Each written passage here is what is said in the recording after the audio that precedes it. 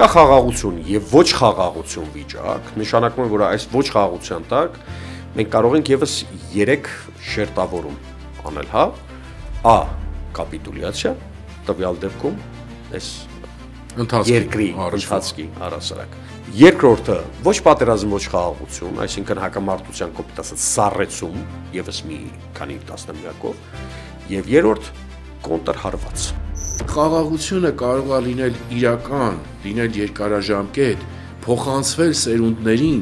այն պարագայում եւ պայմաններում, եթե առնվազն գոնե կարմիր գծերի մակարդակով երկուսի կողմի շահերն էլ արտացոլված են, կամ խաղաղության ցանկություն, կամ խաղաղության միտում, կամ վերջը ուղղակի անկեղծություն։ Բայց կներես, չկա։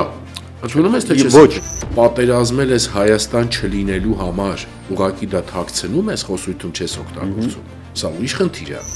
Այս խաղաղության process-ում, որպեսզի այդ գործընթացներին լեգիտիմություն տրվի, սահմանադրությունը փոխել։ Հանձնաժողովում Հայաստանը իր ներգրավվածությամբ կարողանալու է Ադրբեջանին ինչ-որ բան ստիպի։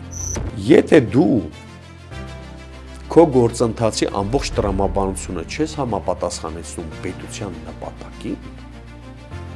դու հայտնվելու ես մասնատման եզրին։